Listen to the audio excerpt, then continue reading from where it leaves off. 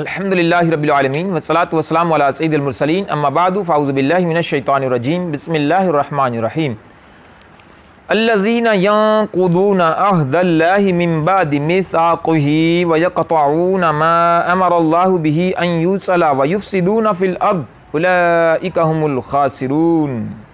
ترجمہ کنز العرفان، سورہ بقرہ آیت نمبر 27۔ وہ لوگ جو اللہ کے وعدے کو پختہ ہونے کے بعد توڑ ڈالتے ہیں اور اس چیز کو کاٹتے ہیں جس کے جوڑنے کا اللہ نے حکم دیا ہے اور زمین میں فساد پھیلاتے ہیں، تو یہی لوگ نقصان اٹھانے والے ہیں۔ الذین ینقضون عہد اللہ، وہ جو اللہ کا عہد توڑتے ہیں۔ اس آیت مقدسہ میں یہ جو جز ہے اس کی کچھ تفسیر مختصر انداز میں کہ اس سے وہ عہد مراد ہے جو اللہ تعالیٰ نے گزشتہ آسمانی کتابوں میں حضور سید عالم صلی اللہ تعالیٰ علیہ وآلہ وسلم پر ایمان لانے کے متعلق فرمایا تھا۔ ایک قول یہ بھی ہے کہ عہد 3 ہیں۔ پہلا عہد وہ جو اللہ تعالیٰ نے تمام اولاد آدم سے لیا کہ اس کی ربوبیت کا اقرار کریں، اس کا بیان سورہ اعراف میں آیت نمبر 172 میں ہے۔ اور دوسرا عہد انبیاء کرام علیہ السلام کے ساتھ مخصوص ہے کہ رسالت کی تبلیغ فرمائیں اور دین قائم کریں، اس کا بیان سورہ احزاب آیت نمبر 7 میں ہے۔ اور تیسرا عہد علماء کے ساتھ خاص ہے کہ حق کو نہ چھپائیں، اس کا بیان سورہ آل عمران آیت نمبر 187 میں ہے۔ اللہ اکبر۔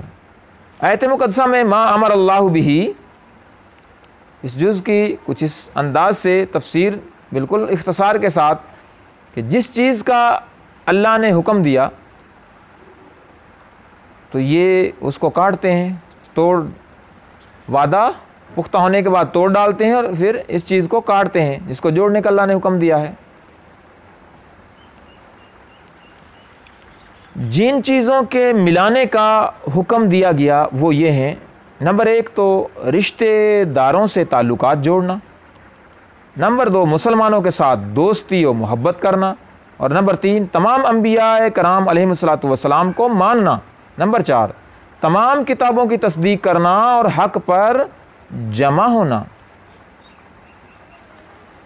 ان کو قطع کرنے کا معنی ہے کہ رشتہ داروں سے تعلق توڑ دینا، انبیاء کرام علیہ السلام کو نہ ماننا اور اللہ تعالیٰ کی کتابوں کی تصدیق نہ کرنا۔ اللہ تعالیٰ حفاظت فرمائے۔ رشتہ داروں کے ساتھ تعلق جوڑنے ہیں، دنیا میں بھی عافیت ہے، آخرت میں بھی کامیابی ہے۔ انبیاء کرام علیہ السلام کو ماننا ہے، دنیا و آخرت کی بھلائی اسی میں ہے، اور اللہ تعالیٰ کی کتابوں کی تصدیق رکھنی ہے، کرنی ہے۔ آمین بجاہ خاتم النبیین صلی اللہ تعالیٰ علیہ وآلہ وسلم۔